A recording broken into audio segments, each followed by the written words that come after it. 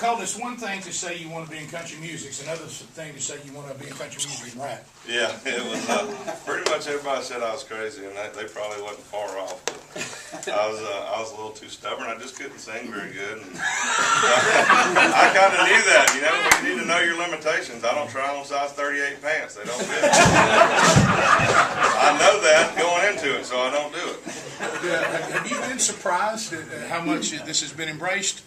Yeah, I have been. I meant, you know, it's been pretty amazing, the record sales and the crowds that, you know, I played probably my biggest show last week in Danville, Virginia, where I hadn't really even been played that much. And I went up there last week and sold 12,700 tickets to just see a fat dude from Georgia do what I do. And, you know, I'm amazed by that. And you know, after every show I sign. If it takes 3 hours after the show, I stay. But I think that's what it's all about. If it wasn't for the fans, I wouldn't be able to play music. So I don't have much respect for people that don't want to take pictures and sign autographs and things like that. I mean, playing music's a blessing. That's the way I look at it.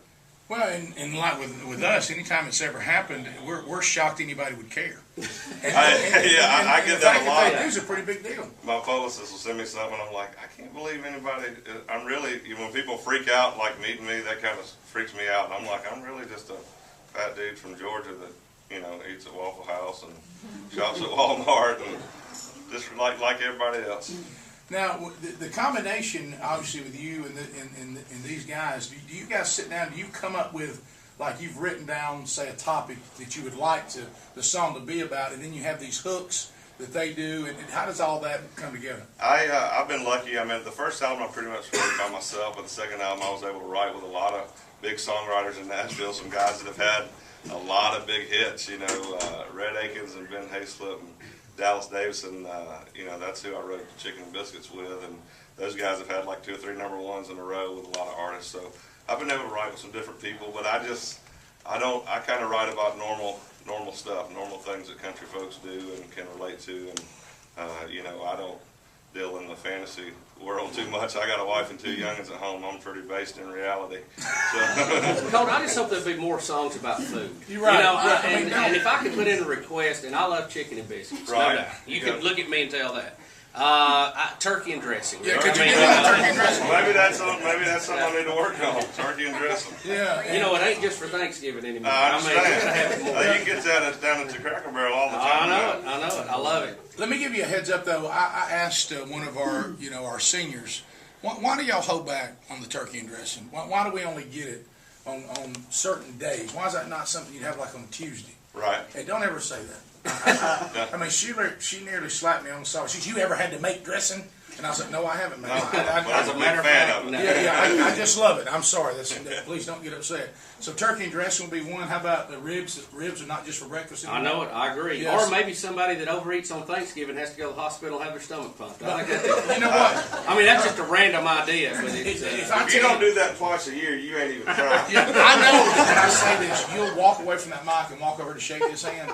This man was hospitalized. How much he ate on Thanksgiving? Well, How proud does that make? Gotta bring it to you. Son, that makes me feel good. Yeah, I mean, anytime you can be I rushed. gave it all, Rick. I gave it all. Yeah, if they're pumping your stomach on I Thanksgiving. gave it all back. And